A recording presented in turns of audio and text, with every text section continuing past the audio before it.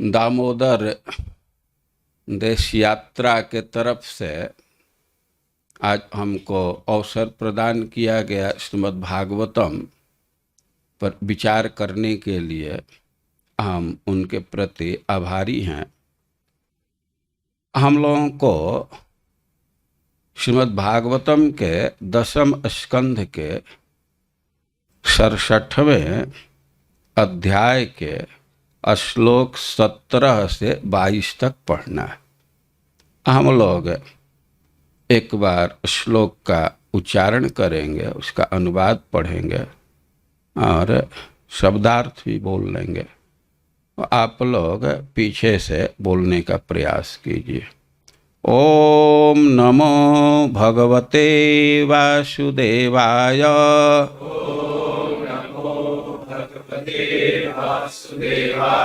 ओम नमो भगवते वासुदेवाय।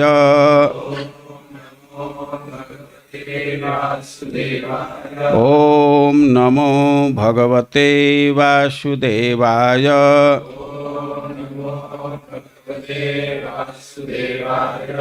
द्विविदोऽपि महावीर्यः सालम् उद्यम्य पाणिना अभ्येत्य तरसा तेन बलं मूर्धनि अताडयत्। द्विविदोऽपि महावीर्यः सालमुद्यम्य पाणिना अभ्येत्य तरसा तेन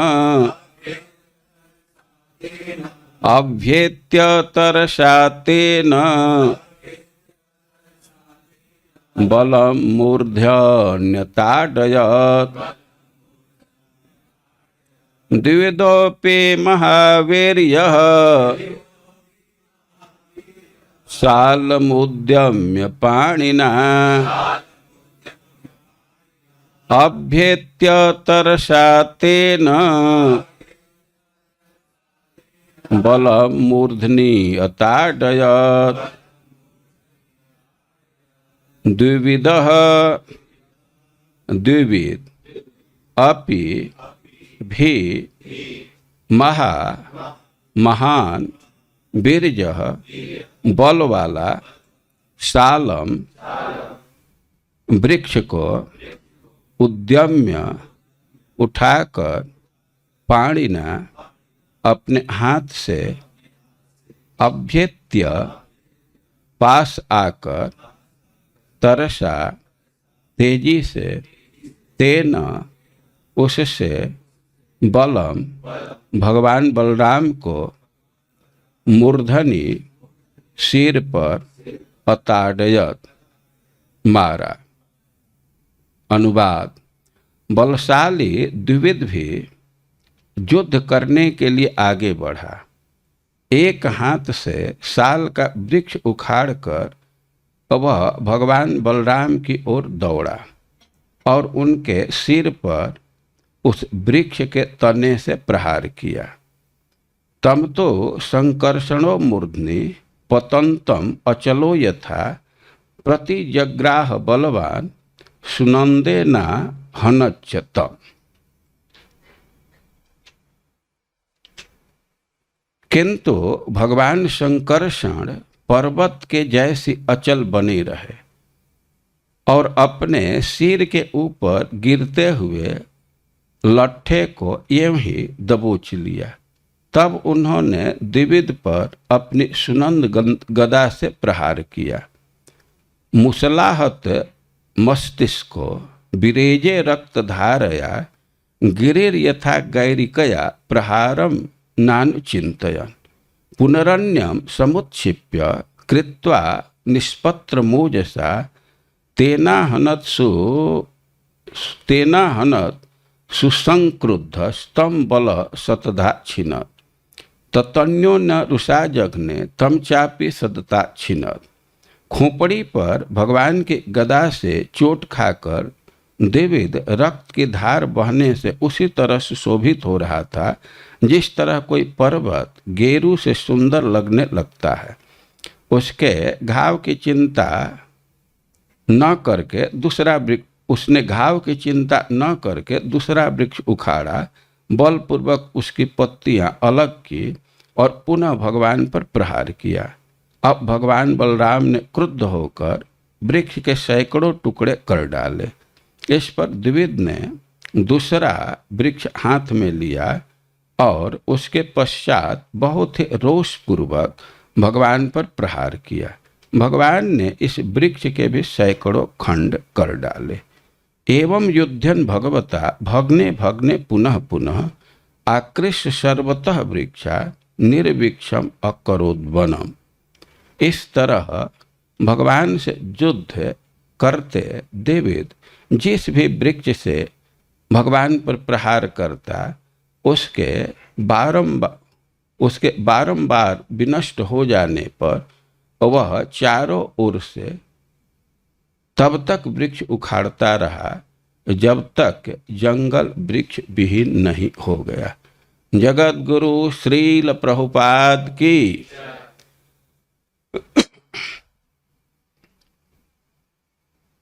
तो यह क्रम प्राप्त क्लास है। एक एक श्लोक को भक्त लोग सुनते हुए आगे बढ़ रहे हैं। यहाँ पर हम लोग द्विवेद और बलराम जी के युद्ध का वर्णन सुन रहे हैं। श्रीमद् भागवतम में बलराम जी के चरित्र सुनने की लालसा प्रकट की गई। सह रामेण केशव कृतवान या निवीर्याणि। भगवान कृष्ण ने बलराम जी के साथ जो पराक्रम किए हैं उसका वर्णन कीजिए। भगवान कृष्ण के लीला का वर्णन है और उसी क्रम में भगवान बलराम के लीला का भी वर्णन है, उनके पराक्रम का वर्णन है। खास करके जब परीक्षित महाराज बलराम जी की लीला सुने कि जमुना जी को खींच लिए और परीक्षित महाराज की और उत्सुकता बढ़ गई। वे सुखदेव गोस्वामी से प्रार्थना करते हैं कि बलराम जी के अन्य पराक्रम को भी कहिए। परीक्षित महाराज के पराक्रम ने परीक्षित महाराज के विनय को, उनके प्रार्थना को सुन करके सुखदेव गोस्वामी द्विविद वध के कथा का वर्णन कर रहे हैं। तो पीछे की बातें आप लोग सुन चुके हैं। यहाँ श्लोक में 17 नंबर के श्लोक में आ रहा है कि द्विविदोपि महावीर्य सालमुद्यम्य पाणिना अभ्येत तरसा तेन बलम मूर्धनि अताड़यत्। द्विविदोपि, द्विविद भी क्या किया कि वृक्ष को उखाड़ लिया। पाणिना, दोनों हाथ नहीं लगाना पड़ा, एक वचन में कह रहा है। साल का वृक्ष है, सखुआ सगवान, ये बड़ा बड़ा वृक्ष होता है और उसको एक हाथ से उखाड़ लिया। लेकिन कह रहे हैं कि द्विविद भी, ते भी शब्द सूचना दे रहा है कि पहले बलराम जी के कृत्य का वर्णन किया गया। वे क्या किए देखिए। सबसे पहले तो द्विविद के क्या अर्थ होता है इसको समझना चाहिए। द्वि मतलब दो, डुअल अंग्रेजी में। दो से रिलेटेड है, टू से रिलेटेड है, उसको डुअल कहते हैं, द्वि। और वेद ज्ञान के अर्थ में होता है, परिचय के अर्थ में होता है। वेता कहते हैं जो बहुत चीज जानता है या सब चीज जानते हैं तो उसको सर्ववेता कहते हैं। तो वेद जानने के अर्थ में। और एक चीज है द्विविध के विषय में जानना चाहिए कि इसका नाम ही बतला रहा है कि इसका डुअल कैरेक्टर है। ये दो ग्रुप से परिचय रखता है और दोनों ग्रुप अलग अलग स्वभाव के हैं। इस अध्याय के प्रारंभ में दिया गया है, इसका परिचय दिया गया है कि यह सुग्रीव जी का सचिव है। इसके विषय में लिखा गया है कि यह सुग्रीव जी का सचिव रहा है। सुग्रीव सचिव और नरकस्य सखा।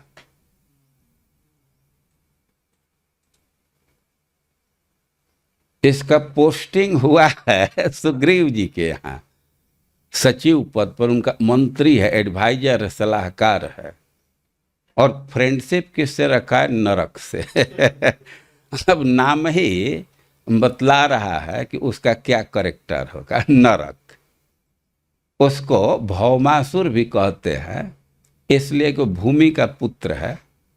भूमि का पुत्र होने से उसको भौम, और असुर स्वभाव होने से भौमासुर उसको कहते हैं। तो कह रहे हैं कि नरकस्य सखा, ये भौमासुर का सखा है। तो देख रहे हैं ना इसका दोहरी चरित्र है। सुग्रीव जी भगवान के भक्त हैं, भगवान के प्रेमी। और उनके यहाँ इसको नौकरी मिल गई, पद मिल गया, और बहुत नजदीक का पद है। सुग्रीव जी के कई एक सचिव थे, हनुमान जी थे, और उसमें यह भी था, द्विविध भी। और कह रहे हैं कि द्विविधो नाम वानर। वानर, अब इसका जो व्यवहार था, पराक्रम था, तो यही संशय उत्पन्न हो जाता है कि आदमी तो नहीं है। वानर व्यवहार को देख करके एक बार इमेजिनेशन आ जाता है, ये आदमी। वानर कहते हैं, वानर, यह आदमी और उनके व्यवहार में बड़ा समानता है। खाने पीने कई एक चीज में बहुत समानता है। तो वानर, कहीं आदमी तो ही नहीं है, ऐसी आशंका होने से इसको वानर कहते हैं। और भ्राता मैंदस्य वीर्यवान, और ये मैंद बानर का भाई था, वीर्यवान। अब यह तो कहने की आवश्यकता ही नहीं है कि वो पराक्रमी था, बलवान था। भगवान राम के सेना में अनेक बंदर थे, उनकी संख्या करना संभव नहीं है। और बंदरों की संख्या तो दूर है, अनेक नायक थे, अनेक युद्ध थे, सेनापति थे, उनकी भी संख्या बहुत अधिक थी। और उसमें एक एक से बलशाली बांदर थे। सब बंदर इकट्ठा हुए तो इतना बड़ा स्थान कोई नहीं दिख रहा था कि सब एक जगह उपस्थित हो जाए, इसलिए अलग अलग टोली में उपस्थित थे। और रावण तो बहुत भयभीत था, बहुत भयभीत था। तो वह दूत भेजा करता था। तो रावण के मंत्री थे सुक और सारण, मंत्री का नाम था सुक और सारण। तो उनको भेजा, सुक को भेजा या दोनों को भेजा कि जा करके पता लगाओ। ने पहले वो कहा कि पता चल रहा है कि सुग्रीव राम की सहायता कर रहा है, तो तुम लोग जा करके उसको फोड़ दो। तुम लोग जाओ और कुछ ऐसा कार्य करो कि राम और सुग्रीव में भेद पैदा हो जाए, उनका दोस्ती खंडित हो जाए, और नहीं तो कम से कम तो सुग्रीव को अब सहायता करने से रोक दो। तो मंत्री का नाम सुक है और सुक का सुगा का तूता का रूप धारण करके गया, और नीचे नहीं गया, ऊपर से ही आकाश से ही वो सुग्रीव जी से कहने लगा, कह रहे हम लोगों के स्वामी रावण हैं, तो वो तो कभी आपका कोई अपकार नहीं किए हैं, कुछ बिगाड़े नहीं है ना, तो आपके उनके खिलाफ खड़े हो रहे हैं। कि आपको ये कार्य नहीं करना चाहिए। और ऐसे वो भाषण कर रहा था, और तब तक बंदर लोग को समझ में आ गया कि ये तो विपक्ष का कोई है। वो आकाश में ही था अपने सुरक्षा के, लेकिन ये लोग लपके और उसको पकड़ लिए, और पकड़ करके पहले उसका पांख बांध दिए कि अब उड़ नहीं सकता है, और कोई कोई तो नोचने लगा। हाँ, वो भगवान राम से दुहाई मांगने लगा कि हे भगवान राम, हम तो दूत बन करके आए हैं, हम तो कुछ संदेश लेकर के आए हैं, और ये दूत संदेश वाहक को इतना कष्ट दिया जा रहा है, जान पर खतरा है, ठीक नहीं है। भगवान रोक दिए। बंदर लोग कहने लगे कि केवल दूत बन करके नहीं आया है, यह भेद लेने के लिए आया है, सीआईडी बन करके आया है। उसका ये केवल संदेश वाहक नहीं है, ये हमारे सेना का आइडिया लेने आया है, ये रिपोर्ट करेगा, इसलिए इसका वध करने में कोई दोष नहीं है। भगवान कहे कि नहीं नहीं, इसका वध मत करो। उसको पकड़ करके रखे, और इसके बाद जब सेना समुद्र को पार कर गई, लंका के तरफ पहुंच गए, तो भगवान कुछ निर्देश दिए, सुग्रीव जी निर्देश दिए कि कैसे कैसे लोग खड़ा होंगे। जब अपने सेना का व्यूह रचना कर लिए, तब भगवान कहे कि इसको छोड़ दो, और उसे कहे कि तुम हमारे सेना का आइडिया लेने, भेद लेने आया था, तो अब तो देख लिया सेना ने, जा करके रावण से कह देना। और उसको वे लोग छुड़वा दिए, भगवान के कहने से छोड़ दिए। गया तो रावण उसको देखते देखते कहा कि ये सब क्या दुर्दशा हो गई तुम्हारी। तो अपने इतिहास को बतलाया, अपनी बात को बतलाया, और कहा कि कितना भी प्रयास करने पर सुग्रीव के मन में कोई भेद उत्पन्न नहीं हुआ, और वो राम की सहायता से विरत नहीं हुआ। तो वो तो बड़ा निराश हुआ, अपना डिंग हाँगने लगा, अपने बल का वर्णन करने लगा। और इसके बाद कहा कि जब वो सेना के साथ समुद्र को पार कर गए, ये तो एक विश्वास नहीं होता है, लेकिन तुम कह रहे हो, प्रत्यक्ष देख करके आए हो, तो मैं मानता हूं, लेकिन तुम लोग अब एक काम करो कि पूरा डिटेल लेकर के आओ, कितने बंदर हैं, कितने सेनापति हैं, कहाँ खड़ा है, उनके मिलिट्री का एक एक रिपोर्ट लेकर के आना है। तो दोनों भाई को एक काम दिया, द्विविद को और मैंद को। तो ये लोग गए बानर का रूप धारण करके भगवान के सेना में, और बानर का रूप धारण करके गए। तो विभीषण जी आ गए थे, वे इन लोगों को बतलाए कि यह रावण का दूत है, ये लोग, इनको अरेस्ट करना चाहिए। बंदर लोग उनको बांध करके रख लिए, अरेस्ट कर लिए। लेकिन वे लोग गिनती करना चाह रहे थे, तो गिनती करना तो मुश्किल था, लेकिन फिर भी जो बड़े बड़े यूथप थे, तो उनके पराक्रम को, उनके साइज को देख लिए। भगवान से प्रार्थना किया, जान छोड़ दीजिए, और भगवान उसको छुड़वा दिए। और वो जा करके एक एक बंदरों, कई एक बंदरों का रिपोर्ट दिया।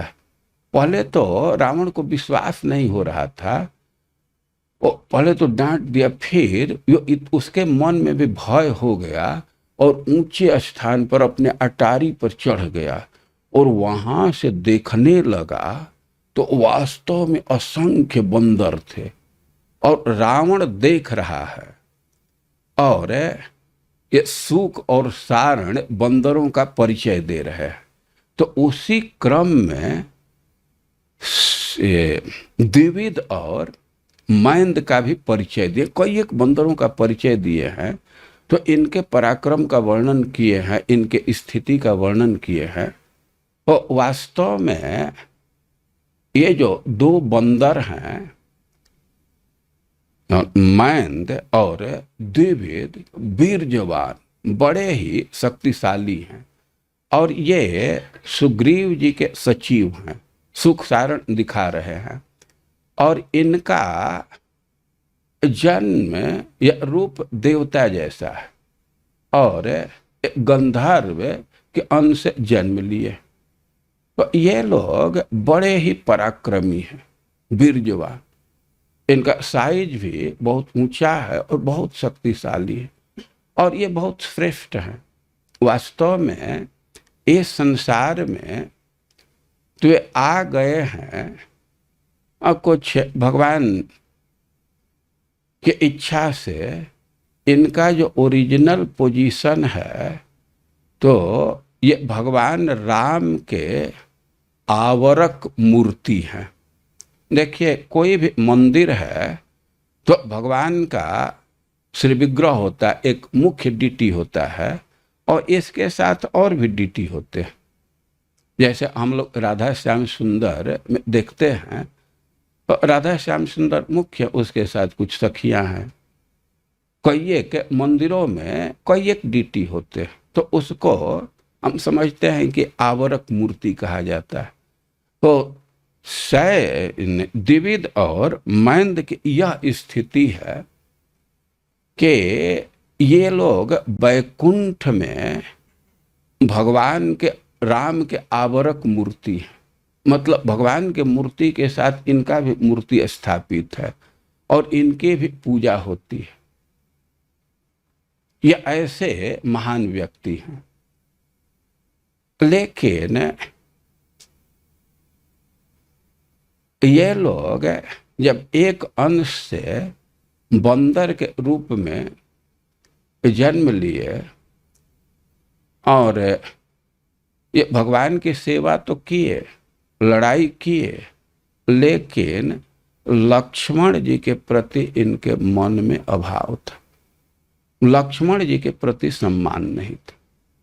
ये बहुत शक्तिशाली थे और इनको अपने बल का बहुत अभिमान था और लक्ष्मण जी की अवहेलना की। देखिए, सिद्धांत यह है कि जो व्यक्ति अपने घमंड से भगवान के प्रिय भक्तों की अवहेलना करता है तो भगवान उसकी पूजा को भी नहीं स्वीकार करते।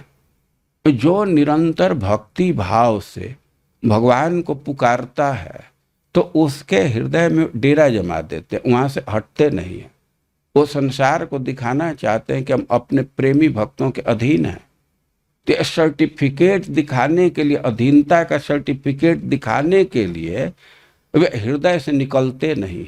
जैसे आकाश को हृदय से नहीं निकाला जा सकता, वैसे वे नहीं निकलते। एक स्थिति यह है और दूसरी स्थिति है कि न भजत कुमनीषिणाम स इज्जाम हरिरधनात्म धन प्रियो रसज्ञ। भगवान तो भक्ति के रस को स्वीकार करने वाले, आस्वादन करने वाले हैं, तो उस व्यक्ति के पूजा को भी नहीं स्वीकार करते। किस व्यक्ति को? जो अपने विद्या, धन, कुल और कर्म के अभिमान से भगवान के प्रिय भक्तों का अपमान करता है, जो बहुत काम में दक्ष होता है, एक्सपर्ट होता है, तो वो भगवान के भक्तों का कभी कभी अपमान कर देता है। अपने विद्या के घमंड से व्यक्ति भगवान के भक्तों का अपमान कर देता है। अपने धन के बल से अपमान कर देता है। तो ये सब है स्थिति है, अपने कुल के बल से घमंड से अपमान कर देता है। लेकिन भक्तों का अपमान कर दिया तो भगवान उसके पूजा को भी नहीं स्वीकार करते। और कहीं अपराध कर दिया तब तो उसका सब कुछ समाप्त हो जाता है, उसकी आयु समाप्त हो जाती है, कोई लोक मिलने वाला वो समाप्त हो जाता है, जस समाप्त हो जाता है, धन समाप्त हो जाता है। और इसी से बहुत सावधान रहने की आवश्यकता है। चैतन्य महाप्रभु उपदेश दिए हैं तो इसमें एक महत्वपूर्ण बात कह रहे हैं कि असत संग त्याग ए वैष्णव आचार। वैष्णव का मतलब है कि असत संग से दूर रहे। यदि कोई असत संग में पड़ जाता है तो उसका बहुत चीज नष्ट हो जाता है, सिद्धि नहीं मिलती है। यहाँ बलराम जी की बात चल रही है। बलराम जी ब्रज में भी लीला किए हैं, प्रसिद्ध लीला है, वे धेनुकासुर का वध किए। अब लीला प्रस्तुत करने का समय नहीं है। सखाओं के आग्रह से कृष्ण बलराम ताल वन में गए। तो वहां ताल वन में वे आए तो बलराम जी वन में प्रवेश किए और सबसे पहले जा करके और अपने शक्ति से ताल वृक्ष को खूब झकझोरे, जोर से हिलाए, जैसे मतवाला हाथी किसी वृक्ष को हिलावे वैसे हिलाए। और पातया मासा, ताल वृक्ष के सारे फल को गिरा दिए। पहला काम यही किए। अब ताल के फल गिर रहे थे तो उसकी आवाज सुन करके धनुकासुर दौड़ करके आया। तो आगे की घटना और है, लेकिन जो प्रथम कार्य वे किए वो ताल वृक्ष के फल को गिरा दिए। अब कवियों ने विचार किया, भक्तों ने विचार किया कि बलराम जी ऐसा क्यों किए। तो एक भक्त इस घटना पर विचार कर रहे हैं, कह रहे हैं कि शीतोष्णादि सहिष्णुपोपि विरतः, कह रहे हैं कि ऐसा संभव है कि कोई व्यक्ति शीत घाम सबको सह रहा है, शीतोष्णादि सहिष्णुपविरतम, और निरंतर, ऐसा नहीं कि 2-4 महीना कुछ अनुष्ठान करके, निरंतर अविरतम शीत सह रहा है, घाम सह रहा है। और कह रहे हैं कि विष्णु पदा अवलंबिन, और अपना आवास चुना है भगवान का धाम। अरण्यस्थाश्च, और भगवान के धाम में भी किसी फ्लैट में नहीं, वो वन में रह रहा है। ये अंतर होता है ना, कोई फ्लैट में रह रहे हैं, अपार्टमेंट में रह, वन में रह रहे हैं, कि अरण्यस्थ। और महातपस्थिति जिसो, और एकदम तपस्या कर रहा है, केवल जल ग्रहण करके रह रहा है। और अपि एका अग्रजा भूमिजा, और उसका ऐसा चरित्र है कि एकदम किसी से कोई व्यवहार नहीं रखता है, एकाकी जीवन जी रहा है। और उसका आचरण ऐसा है कि हमेशा एडवांसमेंट प्राप्त कर रहा है, ऊपर को जा रहा है, अग्रगा, पीछे नहीं जा रहा है। और पेरेंटेज के दृष्टि से भी देखा जाए तो महान है। लेकिन जातश्चेत खल संगिनः विधि व्यसात भ्रश्यत पला शिव क्षणात, अरे कि किसी तरह उसकी संगति खराब हो गई। अब संयोग से भी असत संग में पड़ गया तो अपने फल से वंचित हो जाएगा। सब तपस्या किया है लेकिन सिद्धि नहीं मिल सकती, फल से वंचित हो जाएगा।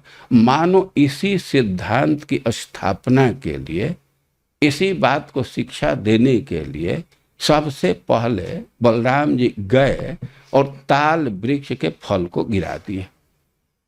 ताल वृक्ष के जीवन पर विचार कीजिए कि निरंतर शीत घाम, जन्म जब से हुआ है कभी छाता लगाया ही नहीं शीत घाम सह रहा है। और ताल वन ब्रज का मुख्य वनों में एक है, वहां निवास है, और वन में ही, गांव में नहीं। शीत घाम सब तरह कितना महान तपस्या में जुटा हुआ है, और अग्रजा, किसी से कोई मतलब नहीं, कहीं शाखा फैला करके किसी का आलिंगन भी नहीं करता, किसी से उलझता नहीं। दूसरे वृक्ष तो उलझ जाते हैं ना, लेकिन ताल वृक्ष तो एकदम सीधा, उलझा नहीं, और बहुत ऊंचाई प्राप्त कर लिया है। देख रहे हैं उसके जीवन पर ना। और माता पिता के दृष्टि से देखा है तो भूमि का पुत्र है, सर्वजननी भूमि का ही पुत्र है। लेकिन एक दोष क्या हो गया, धेनुकासुर का संग हो गया। अब धेनुकासुर के संग होने से उसका फल गिरा करके बलराम जी शिक्षा दे रहे हैं कि कैसे भी असत का संग हुआ तो व्यक्ति फल से वंचित रह जाता है, सिद्धि नहीं मिल पाती। यह सिद्धांत स्थापित कर रहे हैं बलराम। ऐसे लोक में भी स्थापित बात है कि महिमा गई समुद्र की, रावण बसा पड़ोस। समुद्र तो बहुत महान है ना, समुद्र पर कहीं पुल बांधा जाता है, लेकिन उसको भी बांध दिया गया। उसका कारण क्या है कि बगल में रावण का डेरा है। यदि रावण नहीं होता तो समुद्र पर कोई पुल बांधता। तो असत संग बड़ा घातक है। और देखिए ये द्विविध के विषय में क्या हुआ, लक्ष्मण जी के प्रति भाव नहीं था, अपने बल के गुमान से। इनमें वीरजवान बहुत शक्ति थी, अपने शक्ति के आगे लक्ष्मण जी को नहीं गिना, और लक्ष्मण में अभाव का परिणाम हुआ कि इसकी संगति भौमासुर से हो गई, नरकासुर से हो गई। और नरकासुर का आप लोग चरित्र जानते हैं। विवाह की योग्य जो कन्याएं हैं, लड़कियां हैं, और उनको ले जाकर के गुफा में बंद किया था।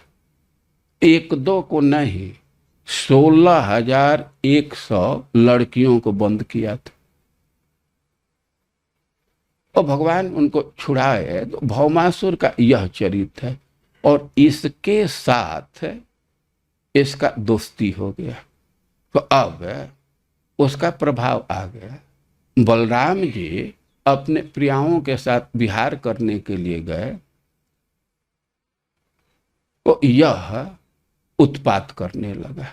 जब ही भगवान नरकासुर का वध किए, तो इससे उसकी दोस्ती है, तो यह इसके मन में भावना आने लगी कि हम कुछ कृष्ण बलराम का अपकार करेंगे तो हमारा दोस्त खुश होगा, उसके ऋण से उऋण होंगे। और भगवान उसमें द्वारका में थे, तो उधर ही जा करके बहुत उत्पात करने लगा।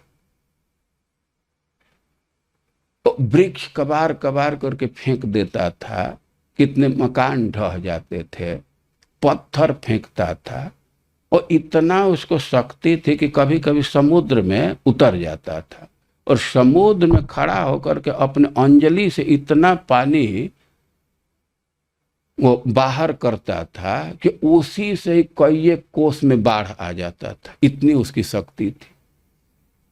और बलराम जी अपने प्रियाओं के साथ थे, तो यह जाकर के उत्पात करने लगा। उस देश में भी उत्पात करता था पहले से ही, पहाड़ों को तोड़ करके धूर कर देता था, कितने जंगल को उजाड़ देता था, ऋषि मुनि के आश्रम को दूषित कर देता था, यज्ञ वेदी पर शौच पेशाब कर देता था, बहुत उत्पात करता था। और बलराम जी अपने प्रियाओं के साथ हैं, तो उधर जा करके बहुत उत्पात करने लगा, बहुत रफ व्यवहार करने लगा। और यहाँ तक कि वो अपना दांत तो दिखाता ही था, बलराम के पत्नियों प्रियाओं को अपना नीचे का अंग भी दिखाता था, बहुत अपकार कर रहा था। और बलराम जी इस दृश्य को देख रहे थे, इग्नोर कर रहे थे। स्त्रियां भी हंस रही थी उसके व्यवहार पर, बानर है कुछ कर रहा है, हंस रही थी। लेकिन अब बहुत अवहेलना करने लगा। तो कुछ भी कर रहा है तो बलराम जी उसको सहन कर रहे हैं। उनके मन में है कि भाई कुछ भी कर रहा है, भगवान की सेवा किया है, तो इग्नोर कर रहे थे। लेकिन वो बहुत डराने लगा। तो बलराम जी एक ढेला उठाए, पत्थर उठाए, उधर फेंक दे। वे बानर है, पत्थर फेंके। वो उनके इस प्रियाओं को गुप्तांग दिखा रहा था, फिर भी भगवान उसको टोलरेट कर रहे थे, केवल इसलिए कि भगवान का कभी सेवा किया है। लेकिन अब कुछ देर के बाद तो जो आसव का पात्र था उसको ही उठा ले गया। अब उसको उठा ले गया और स्त्रियों के नजदीक आकर के उनका कपड़ा नोचने लगा, कपड़ा फाड़ने लगा। तो अब बलराम जी को क्रोध आ गया। अब उनको उसके उत्पात के भी घटना सब मन में छा गया कि तो बहुत लोगों को कष्ट देता है, तो उनको क्रोध आ गया। क्रोध आया तो अपने आयुध को भी धारण कर लिए, हल और मुसल को धारण कर लिए। अभी कोई मारने की योजना नहीं है, अब क्रोध में उसको धारण कर लिए। तो बलराम जी जब अपना आयुध धारण कर लिए, हल और मुसल को अपने हाथ में ले लिए, तो कह रहे हैं क्रुद्ध मुसल मादत्त। अब बहुत उत्पात करने लगा, कपड़ा फाड़ने लगा, ऐसा लग रहा है कि स्त्रियों को नंगा कर देगा। तो बलराम जी के भी क्रोध आ गया। अब क्रोध आया तो अपने हाथ में हथियार ले लिए। तो अब कह रहे हैं कि द्विविदो पी, बलराम जी अपने हाथ में हथियार ग्रहण किए। तो द्विविद भी इससे कनेक्शन है। अब उसके पास है तो हल मुसल नहीं है, तो वह वृक्ष ही उखाड़ लिया, साल का वृक्ष, बड़ा वृक्ष। और अभी इत्यतरसा तेन बलम मूर्धनि अताड़यत्। देखिए इसकी दुष्टता कि बलराम जी तो हथियार उठा लिए, हाथ में ले लिए, लेकिन चलाए नहीं हैं। ये किया कि वृक्ष एक हाथ से उखाड़ लिया और बलराम जी की तरफ दौड़ा, बड़ी तेजी से तरसा, और बलराम जी के मस्तक पर वह वृक्ष के तन्ने से मारने लगा। वो जो मोटा अंश है तो उसी में अताड़यत्। लेकिन फिर भी अब बलराम जी तो उसको सह लिए। तम तो संकर्षणो मूर्धनि पतंतम अचलो यथा प्रतिजग्राह। वो तो एकदम ऐसे मार ही रहा था, लेकिन बलराम जी में कोई विक्रिया नहीं हुई, तो पर्वत के समान एकदम स्थिर थे। ऊपर से पटक रहा था वृक्ष के तना को, बड़े वृक्ष को, तो एक हाथ से उसको पकड़ लिए, केवल अपनी रक्षा किए। और सुनंदे ना हनच्यतम, और अपने गदा से उसको थोड़ा प्रहार भी किए, जोर से नहीं मारे, थोड़ा सा मारे, और उससे ही उसका सिर का कुछ अंश फट गया, कहीं चोट लग गया, ललाट में, बगल में कनपट्टी पर जहां चोट लग गया। मुसल माहत मस्तिष्क को बिरजे रक्त धारया। अब बलराम जी के गदा का प्रहार हुआ, थोड़ा सा चोट लगा, तो उसके सिर के किसी हिस्सा से रक्त बहने लगा। अब रक्त बह रहा है तो कह रहे हैं कि उसकी वो परवाह नहीं किया। ऐसा नहीं कि फूट गया, रक्त गिरने लगा तो पट्टी करिए, कुछ उस पर परवाह नहीं किया। और कह रहे हैं कि उसकी और शोभा बढ़ गई। जैसे पहाड़ से पर गेरू का पत्थर होता है, रंग होता है, तो कहीं कहीं लाल दिखता है, तो पहाड़ की और शोभा बढ़ती है। तो उसी तरह उसकी और शोभा बढ़ गई और उस पर कुछ विचार नहीं किया। अब पुनः अन्यम समुच्छिप्य कृत्वा निष्पन्न मोजसा तेना हनत सुसंकल्प तेना हनत सुसंक्रुद्ध स्तंभल सतदा विचिनत। अब बलराम जी तो ऐसे वृक्ष को मारे, वृक्ष गिर गया, टूट गया, जो उनके मस्तक पर मार रहा था, और थोड़ा सा उसके कपार में भी गदा लग गई, तो खून बहने लगा। तो उसकी वो चिंता नहीं किया, दौड़ करके गया और दूसरा वृक्ष उखाड़ करके लाया और फिर उसके पत्ता को झाड़ा और फिर बलराम जी पर प्रहार करना चाहा। बहुत क्रोध में था वो, बहुत अपना ताकत लगा करके बलराम जी को मारना चाहता है, और बलराम जी स्थिर खड़े हैं। और इसको देख करके उसको और क्रोध हो रहा है, संक्रुद्ध, वो बहुत क्रुद्ध हो गया। अब लेकिन वो कितना भी ला रहा था, भगवान उसको चूर चूर कर देते थे अपने गदा से। वो वृक्ष को सतधा अछिन्न, बलराम जी ऐसे गदा से मार देते थे, वो वृक्ष का सैकड़ों सैकड़ों टुकड़ा हो जाता था। तो एवं युद्धन भगवता भग्ने भग्ने पुनः पुनः आकृष्य सर्वतो वृक्षा निर्वृक्षम अकरोत वनम। बलराम जी गला से उस गदा से मार रहे हैं और वृक्ष 100 टुकड़ा हो रहा है, लेकिन वो मान नहीं रहा है। फिर नया वृक्ष उखाड़ रहा है, नया वृक्ष उखाड़ रहा है। तो ऐसे करते करते पूरा वन को ही उजाड़ कर दिया। अब वन समाप्त हुआ तो पत्थर उखाड़ने लगा और उसे प्रहार करने लगा। तो वो सब घटना आगे आप लोग सुनेंगे, लेकिन यहाँ इतना ही अंश का वर्णन किया गया है कि जंगल के वृक्ष को उखाड़ रहा है, बलराम जी पर प्रहार कर रहा है। बलराम जी अपने गदा से उसको 100 टुकड़ा कर रहे हैं। तो ऐसे वृक्ष को उखाड़ते उखाड़ते पूरा वृक्ष को ही उजाड़, पूरा वन को ही उजाड़ कर दिया। और यह पराक्रम है इसका, लेकिन इसकी चेतना दूषित हो गई संगति के प्रभाव। नरकासुर के संग करने से संगति का बहुत भारी प्रभाव होता है। जिसका कोई अपना अस्तित्व नहीं है तो वह भी बहुत उन्नति को प्राप्त कर जाता है यदि अच्छी संगति मिल जाए। गगन चढ़ाई रज पवन प्रसंगा, पवन को अच्छा वृत्ति वाला कहा जाता है, हवा में वृत्ति है ऊपर जाने की।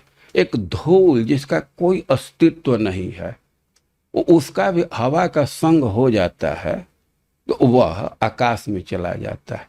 और वही धूल है यदि जल का संगति मिल गया तो कीचड़ में जाकर के गिर जाएगा।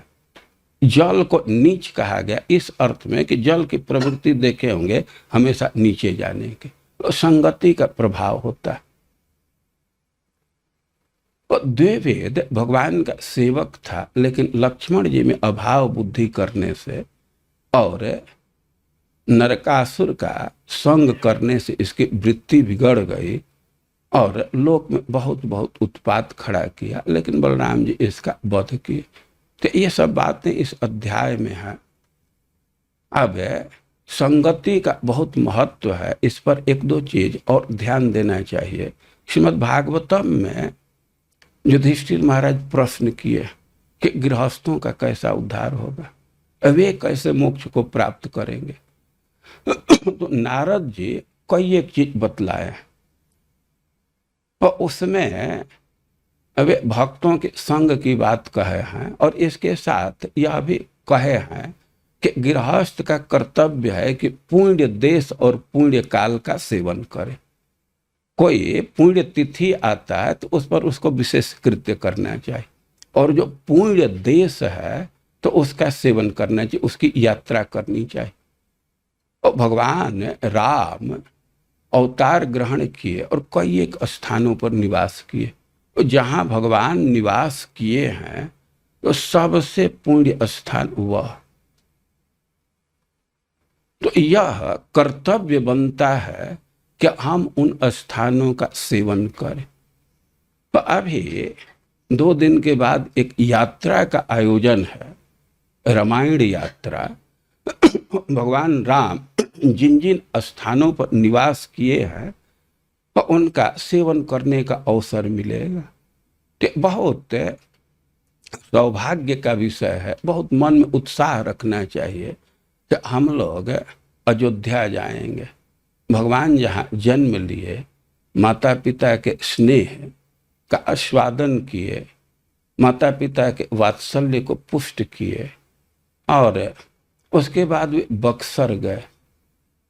बक्सर ऐसा स्थान है कि भगवान नारायण भी तपस्या किए सिद्धि के लिए।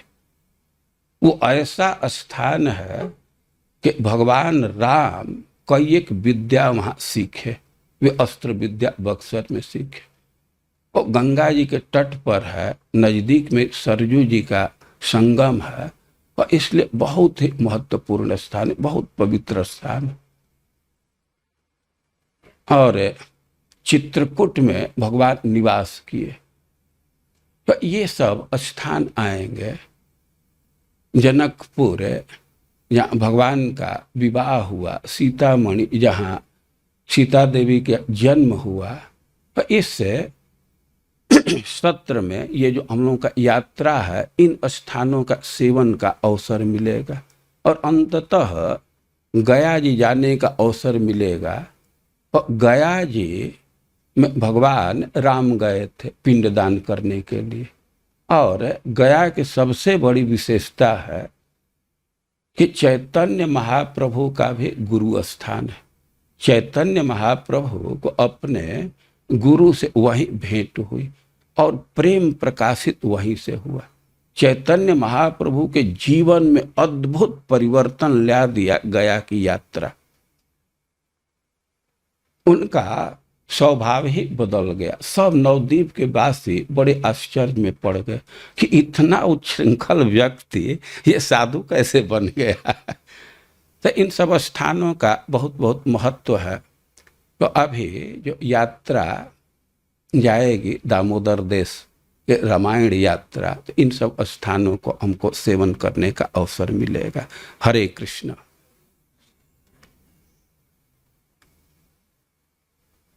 सब बंद हो गया है क्या?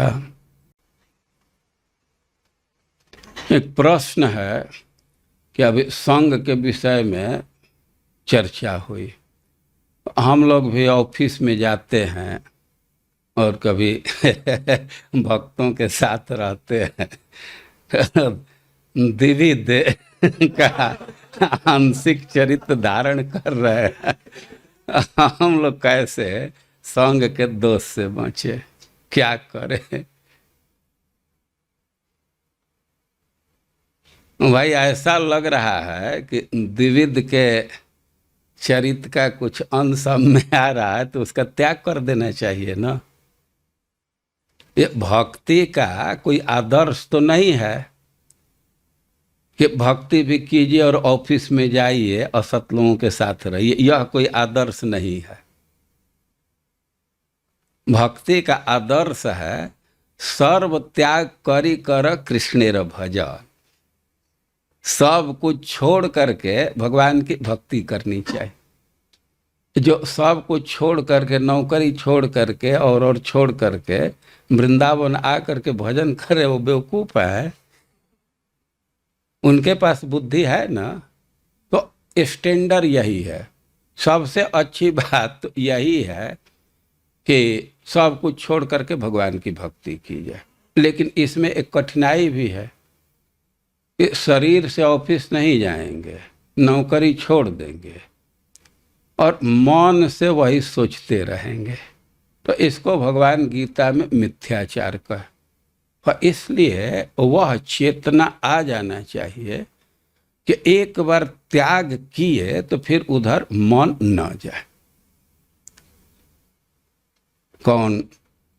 प्रियव्रत महाराज न जुवई व मलवद उत्तम श्लोक लालस है।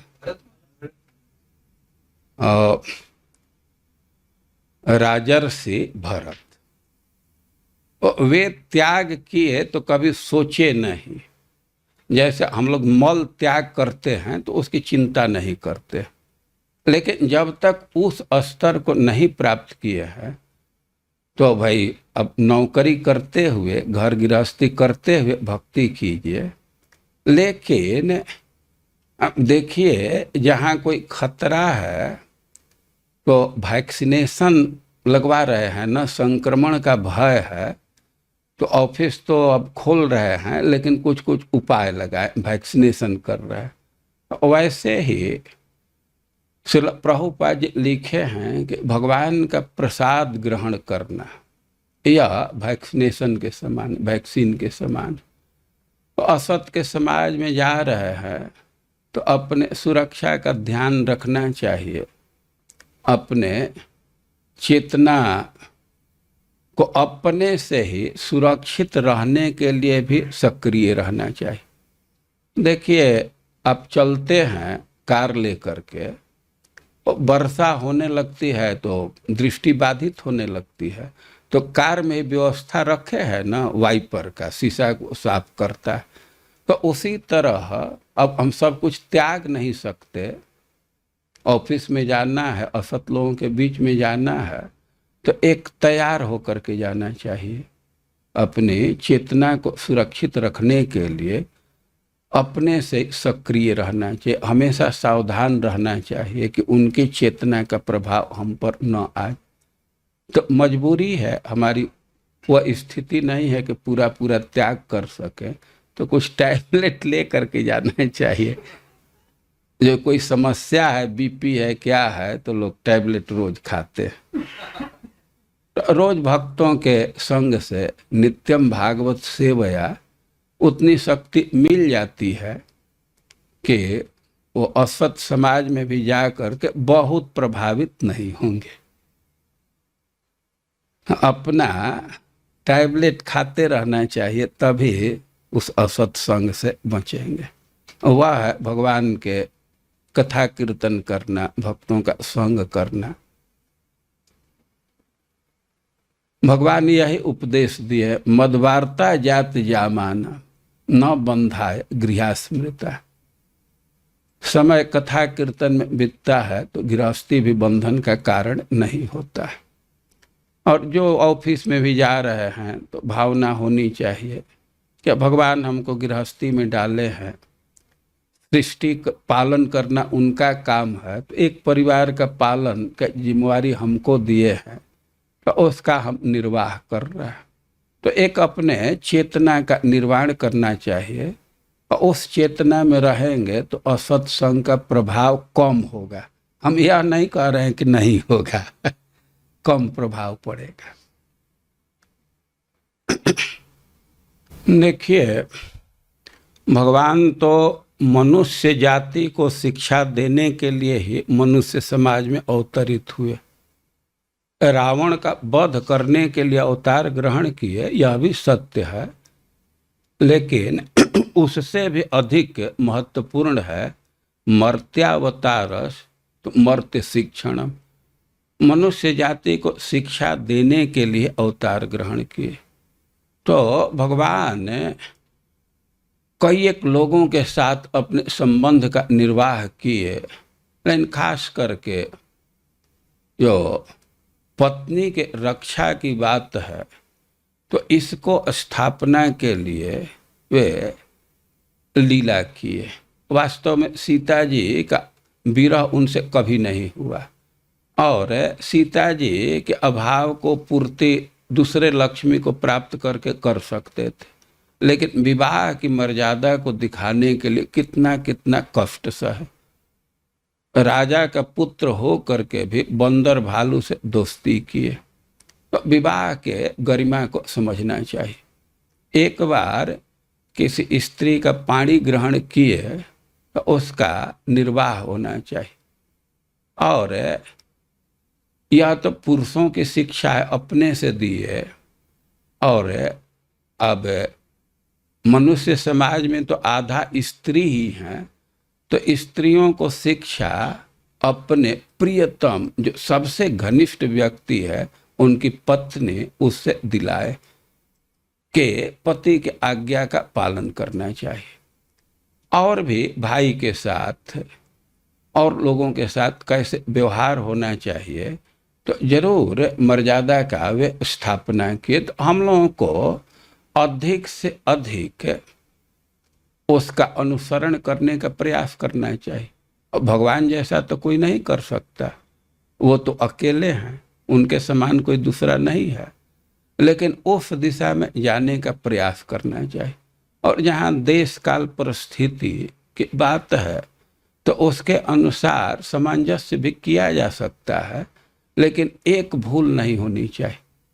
कभी कभी हमारी चेतना का स्तर कुछ और है, हमारे मन में कुछ और है, और उसका आरोप देश काल परिस्थिति पर कर देते हैं। तो यह नहीं होना चाहिए। अपने कमी को अब दूसरे पर नहीं थोपना चाहिए। तो जब ही देश काल परिस्थिति की बात है तो कम से कम पहले अपने को जांच लेना चाहिए कि हम क्या कोई लापरवाही नहीं कर रहे हैं। ये लापरवाही हो रही है तो किस सीमा तक हम अपने को सुधार सकते हैं। कभी कभी व्यक्ति के मन में आलस्य भरा हुआ है, तो अब ठंडा गर्मी की बात करने लगता है। वो ठंडा गर्मी मुख्य कारण नहीं है, उसका तो निवारण किया जा सकता है, लेकिन मन में आलस्य है तो अपने धर्म का त्याग कर देता है। तो देश काल परिस्थिति के अनुसार एडजस्टमेंट किया जा सकता है, लेकिन ये सावधान रहना चाहिए कि कहीं हम अपने दूषित चेतना को देश काल परिस्थिति में तो आरोपित नहीं कर रहा है। तो यह तो इंडिविजुअल केस है, एक एक आदमी की क्या स्थिति है, तो उसके अनुसार कोई निर्णय दे सकता है। और इसीलिए गुरु गाइड की आवश्यकता पड़ती है। तो सामान्य रूप से हम यही कहेंगे कि देश काल परिस्थिति के अनुसार एडजस्टमेंट तो किया जा सकता है, लेकिन अपने चेतना को भी देखना चाहिए कि कहीं हमारा चेतना ही तो हमको अपने कर्तव्य से कहीं दूर नहीं ले जा रहा है।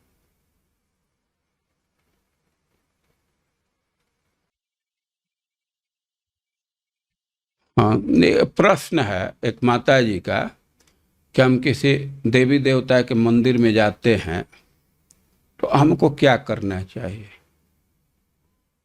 देखिए, किसी मंदिर में जाते हैं या मंदिर के नज़दीक से जाते हैं और नमस्कार नहीं करते हैं देवी देवता को तो अपराध होगा, वही भक्ति से नीचे गिर जाएंगे। 32 प्रकार के सेवा अपराध में एक अपराध यह भी है कि देवी देवता का सम्मान न करना। ये देवी देवता शब्द ही बतलाते हैं कि वे सम्मान के योग्य हैं। देव मतलब पूज्य होता है, संस्कृत के धातु से अर्थ करेंगे तो देव मतलब पूज्य, और देवी कहेंगे तो पूज्य है। तो कहीं भी जाते हैं, मंदिर में जाने की बात तो दूर है, मंदिर के नज़दीक से भी गुजरे तो किसी भी देवी देवता को प्रणाम करना ही चाहिए। यदि प्रणाम नहीं करते हैं तो यह अपराध होगा और उससे भक्ति में ह्रास होने की संभावना है। तो इसलिए इस विषय में स्पष्ट निर्धारित किया गया है, हरिरेव सदाराध्यो सर्वदेव वरेश्वर। सदा सर्वदा हरि ही आराध्य हैं, क्योंकि सारे देवताओं में श्रेष्ठ हैं। लेकिन इतरे ब्रह्म रुद्राध्य नावधेया कदाचन, लेकिन जो दूसरे देवता हैं तो उनकी अवहेलना कभी नहीं होनी चाहिए। अब कोई कोई कह सकता है कि हम मंदिर में गए, कुछ किए नहीं तो हम अवहेलना क्या कर दिए। देखिए, अवहेलना का स्तर होता है। जो व्यक्ति जिस पद पर है, जिसके योग्य है, उसके अनुरूप व्यवहार न करना, यह भी अवहेलना है। जो भगवान की भक्ति नहीं कर रहा है तो भगवान की अवहेलना ही कर रहा है। इस बात को ऐसे समझ सकते हैं कि मान लीजिए कि हम लोग समाज में बैठे हैं और वहीं गुरु आ जाए और हम खड़ा न हो, नमस्कार न करें, तो यह तर्क नहीं दे सकते हम कोई अवहेलना नहीं की, आप अवहेलना कर दिए, आपका कर्तव्य बनता है कि नमस्कार कीजिए। पिताजी से बहुत दिन पर भेंट हुई, पिताजी कहीं गए हैं, घर में आए और लड़का खड़ा नहीं हुआ, नमस्कार नहीं किया, तो यह नहीं कह सकता कि हम पिताजी की कोई अवहेलना नहीं किए, हम तो चुपचाप बैठे रहे, हम कैसे दोषी हैं। उनको नमस्कार न करना यही अपमान हो जाएगा। तो किसी देवी देवता को नमस्कार न करना यह उनकी अवहेलना है। तो आराधना तो भगवान की ही करनी चाहिए, लेकिन देवी देवता को नमस्कार जरूर करना चाहिए। और देवी देवता के पूजा में कोई दोष नहीं है, चेतना में दोष है। भगवान देवी देवता के पूजा को ह्रास किए हैं गीता में, तो उसका कारण है कि व्यक्ति की चेतना दूषित है। अपने भौतिक कामना के पूर्ति के लिए देवी देवता की पूजा करते हैं, भगवान इसको अच्छा नहीं मान रहे। अरे कामना के पूर्ति है, भगवान ही पूरा कर देंगे। तो कोई देवी देवता के मंदिर में जाता है, थोड़ी सेवा करता है और भगवान के भक्ति की याचना करता है, और इसमें कोई दोष नहीं है। लेकिन जिसको भगवान की भक्ति की ही कामना है, तो सीधे वो गिरिराज जी के पास ही नहीं जाएगा, जमुना जी के पास ही नहीं जाएगा, किसी उन्नत वैष्णव के पास ही नहीं जाएगा। जो रजिस्टर्ड एजेंसी है भक्ति के, तो वहां जाना चाहिए ना। जब भक्ति की कामना है तो रजिस्टर्ड एजेंसी में जाइए। तो कुल मिला करके अब हरि रेव सदाराध्य, जहाँ आराधना की बात है, सेवा की बात है, तो भगवान की ही आराधना करनी चाहिए। और भगवान से मतलब वो तदीय भी हैं, भगवान से संबंधित गुरु, वैष्णव, शास्त्र, धाम यह भी है, तो वहीं जाकर के सेवा करनी चाहिए। लेकिन किसी देवी देवता का अवहेलना नहीं करना चाहिए। अब किसी के संग से या साइड रूप से, गौड़ रूप से किसी मंदिर में चले गए तो जरूर नमस्कार करना चाहिए, और कुछ सेवा करते हैं तो बहुत अच्छी बात है। और खास करके उस व्यक्ति के लिए जो सेवा करके और भगवान के भक्ति का ही वर मांगता है, तो बहुत उत्तम विचार है, इसमें कोई दोष नहीं।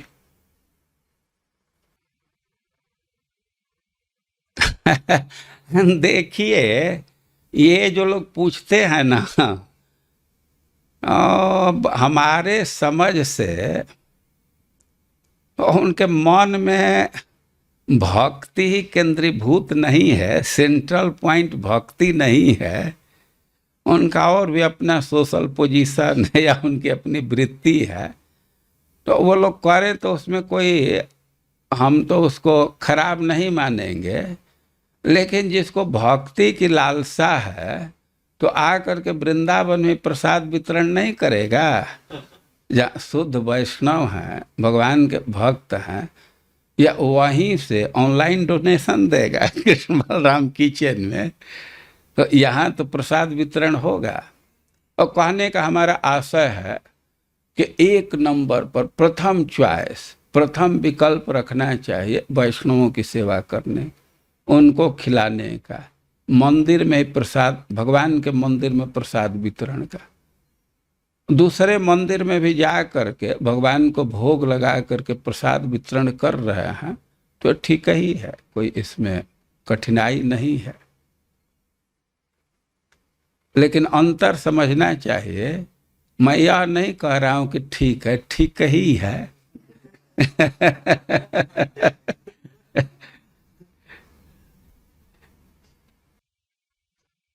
ये प्रश्न है कि घर में राधा कृष्ण को रखे हैं और कोई देवी देवता भी हैं, तो भगवान को जो भोग लगा रहे हैं तो उसी को देवी देवता को अर्पित कर सकते हैं। तो विधि यही है देखिए, हम इस समस्या को समझ रहे हैं।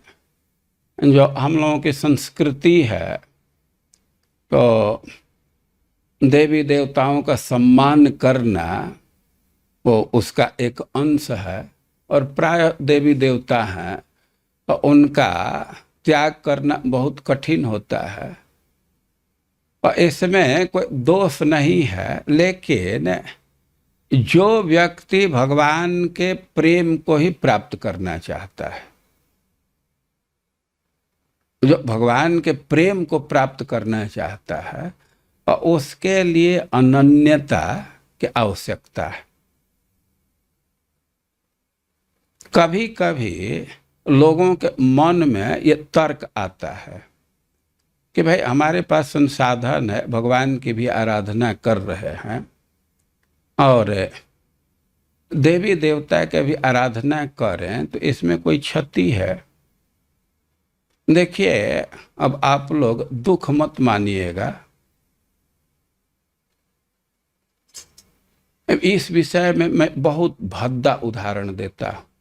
जैसे कोई पत्नी है, अपने पति की सेवा कर रही है, पति की सेवा कर रही है, और कहे कि हम तो पति की जो आवश्यकता है सब पूरा की हूँ, अभी अभी तो थोड़ा खाली समय है, किसी दूसरे पुरुष के साथ थोड़ा समय बिता करके आ रही हूँ, उसको अच्छा माना जाएगा? उसको अच्छा नहीं माना जाएगा ना। वो अनन्यता का महत्व है। देखिए, नारद जी प्रचेताओं को उपदेश दे रहे हैं। प्रचेता बड़े ही उन्नत भक्त थे, भगवान का दर्शन हुआ था, शिव जी उपदेश दिए हैं। वे कह रहे हैं कि गृहस्थी के प्रभाव से हमारा फिर भी ज्ञान धूमिल हो गया है, आप हमारे ज्ञान को उजागर कीजिए। और कई एक बात में एक बात कह रहे हैं, यथा तरोर मूल निषेचनेन तृप्यन्ति तत्स्कंद भुजोपशाखा। वृक्ष के जड़ में पानी डालते हैं तो सब तृप्त हो जाते हैं, चाहे उसका पत्ता हो, टहनी हो, वो सब तृप्त हो जाते हैं। लेकिन फिर एक दूसरा उदाहरण दे रहे हैं, उसका एक कारण है। इसमें थोड़ा सा संशय का अवकाश रह जाता है। कोई तर्क कर सकता है कि वृक्ष के जड़ में पानी दे रहे हैं, भाई हमारे पास पानी पर्याप्त है, और थोड़ा पत्ता पर भी पानी डाल दे तो कोई क्षति तो नहीं है। हाथ में पाइप है, जड़ में पानी दे रहे हैं, अब पत्ता पर भी धूल जमा है, वो जमा है, तो थोड़ा चला दिए। तो ऐसे तर्क को खंडित करने के लिए नारद जी एक दूसरा उदाहरण दे रहे। प्राणोपहारच यथेन्द्रियाण तथैव सर्वार्हण मच्युतेज्या। यदि पेट में भोजन देते हैं तो सारी इंद्रियों की तृप्ति हो जाती है, सबको शक्ति मिल जाता है। ये क्यों उदाहरण दिए? यही जो घपला की संभावना है, इसको दूर करने के लिए। अब तो कोई तर्क नहीं करेगा ना कि भाई गर्म दूध है, थोड़ा पेट में भी डाल रहे हैं, थोड़ा आंख में भी डाल रहे हैं, दूध पर्याप्त है, थोड़ा आंख में भी डाल रहे हैं, तो ये उचित है या उचित नहीं है? और देखिए, जो भगवान के भक्त हैं, शुद्ध भक्त हैं, तो वो भगवान की आराधना करते हैं, देवी देवता की अवहेलना नहीं करते हैं, लेकिन हरि रेव सदाराध्यो, वे आराधना भगवान की ही करते हैं। अब भगवान की आराधना के अतिरिक्त उनको समय ही नहीं है। जो शुद्ध भक्त हैं उनको समय कहाँ है? लेकिन सब उसी लेवल के नहीं हो जाएंगे। जो देवी देवता के भी आराधना में लगे हुए हैं, भगवान की भी भक्ति कर रहे हैं, देवी देवता की भी कर रहे हैं, तो देवी देवता भी तो भगवान के ही अंग है ना। उनके साथ अच्छा व्यवहार होना चाहिए। कोई स्त्री है, अपने पति की सेवा कर रही है, और देवर से झगड़ा करने लगे, उसका अपमान करने लगे, पति के संबंधियों का अपमान करने लगे, तो उसको अच्छा नहीं माना जाएगा। और पति का भी सम्मान कर रही है, उनकी सेवा कर रही है, और दूसरे के साथ भी ठीक व्यवहार है, तो उसी को अच्छा माना जाएगा। तो आराधना तो भगवान की ही करनी चाहिए, लेकिन दूसरे देवी देवता के अवहेलना नहीं होनी चाहिए। जो भगवान के भक्ति में लगे हुए हैं तो उनको फुर्सत नहीं है दूसरे दूसरे जागने की और करने की। लेकिन जो उस लेवल के नहीं हैं, देवी देवता की भी आराधना कर रहे हैं, उनको भी भोग लगा रहे हैं भगवान के प्रसाद को ही, तो उसे भक्तों को बहुत उद्विग्न नहीं होना चाहिए। वो कोई नाजायज काम नहीं कर रहे हैं ना। अब जो लोग सबको एकदम अनन्य भक्त के ही लेवल पर लाना चाहते हैं तो उनकी बात दूसरी है, लेकिन सब उस लेवल पर नहीं आ पाएगा। और इसलिए अब देवी देवता की पूजा कोई कर रहा है तो उसे उद्विग्न नहीं होना चाहिए। जो भी देवी देवता हैं तो वे भी तो भगवान के भक्त तो जरूर हैं, तो भक्त के रूप में, उनके अंग के रूप में कोई उनकी सेवा भी कर रहा है, इसमें कोई दोष नहीं है।